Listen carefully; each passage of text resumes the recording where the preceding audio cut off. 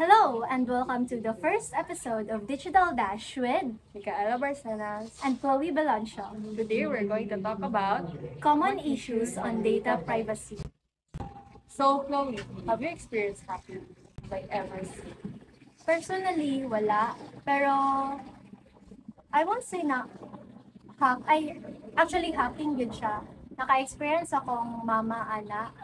It happened kay akong manghod.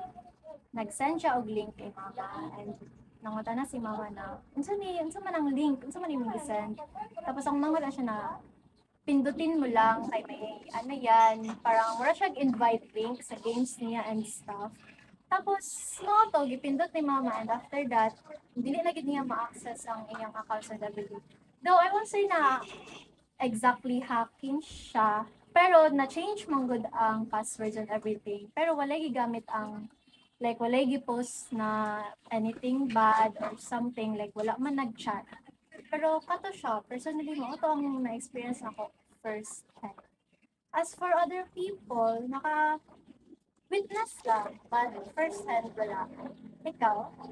Wala ko naka-experience. Like, before, ever since, wala ko Mas naka-experience. kakilala ni mo? Wala. Pero, ask, wala dyan na-review sa imong mother. Wala, Jude. That Facebook account, like, ano pa yun siya, sobra 10 years na ang memories dito. Nawala dyan ang mga pictures from bata ko. From single sila hangtod sa karon. Kay recent lang to actually, last year lang. Small to, nawala siya tanan nandoon. Sayang ganit kaayo. Sabi dyan day ang hacking. Sa, May na lang kay nice siya kay wala may gi-post or something bad using that account. Wala pud naka-message kay nag-take sila immediate action. Pero yun lang, wala na siya na-retrieve yun. Sayang lang siya. Moto na force si mama magbuhat og new account and syempre new pictures na po and stuff. May na lang nakasave ko og mga pictures nagikan sa Facebook niya pero gagmay lang pod mga nawong rabot na ko.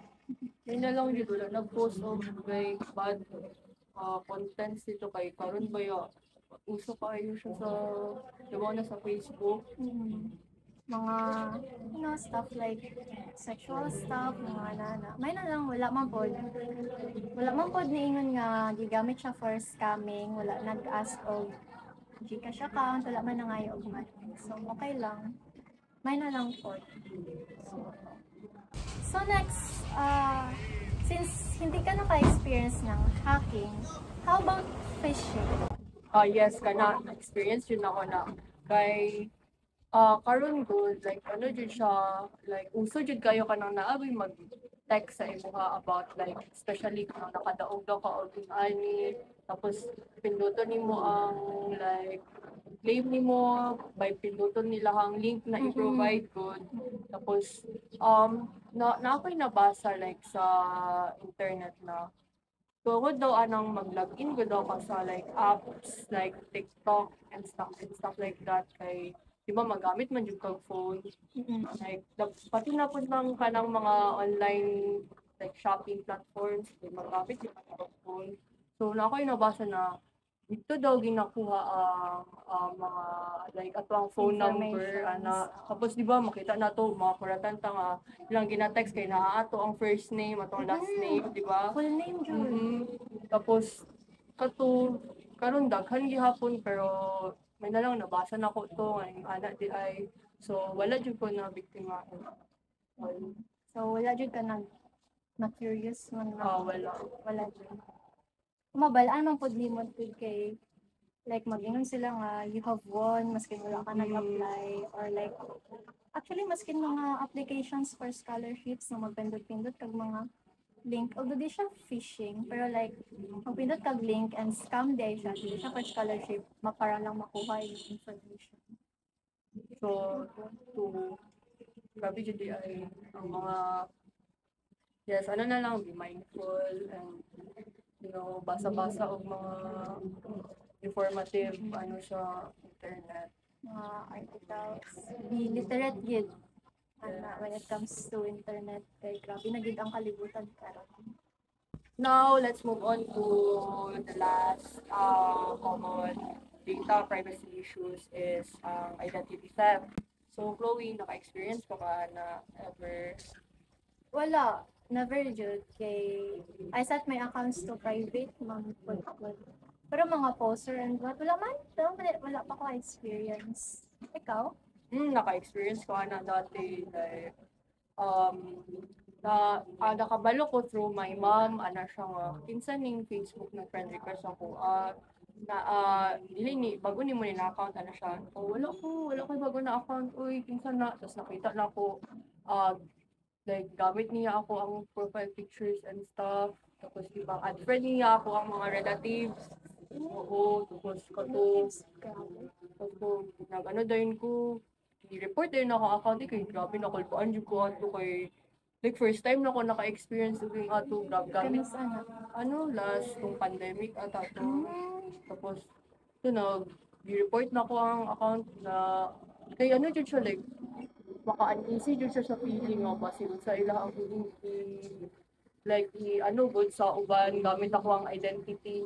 So may na lang na good ko like na mass report to siyang account kay jud ko tabaki ko ninyo report ani na account din niya ako tapos katumay na lang jud wala siya nag-escalate good nga gamiton ako ang identity na especially ka nang mag-scam mga yung kwarta so kato mao lang man to pero karon good di ba makita ko na to uban ginagamit nila ang like commit sila og identity theft to scam people, like disguise as yung mga yung kwarta, like worst case, spread of false information. Napoy cases na mag-post sila as famous people doon. For example, ikaw, sikat ka, tapos imong account, may Instagram account lang ka. And then magbuat sila Facebook account na saying, this is the official Facebook account of Micaela Barcenas, ana. Tapos dito murag mag-act sila as if they are the famous person. Tapos mag-spread lang of lies, And if ma-address man siya sa famous person, mag-address mo ng famous person na wala siya yung Facebook account. Hindi siya na kung mag-gets why they would do that for, I don't know, attention lang siguro. Pero most cases for money yun or hacking na siya. Pero itong sa imo gigamit po ba imo name? Gamit ako Pati ang imong name, Jude. Sabi din siya na like isang dealing ato kalala pero hadlok din siya ma-experience. May na lang, wala ko siya nahitapos ako. And hopefully, never jud. Feeling ako mahadlok na ako. After nag-take na kong actions, nakay ko na like share or like Mga pictures. oo sa online. Dili na kayo na din ko like gi-lessen na nako akong exposure kay sa Facebook man do nahitabo. So dili na to mahitabo. So, let's wrap our discussion. Remember, the first step to protection is to be informed and be aware of the internet threats lurking around social media. Stay tuned for our next episode where we will discuss the social media and its impact on our mental health. Thanks for watching Digital Dash. If you enjoyed this episode, make sure to hit like, comment, and subscribe and click the notification bell. Stay safe online and see you next time. Bye!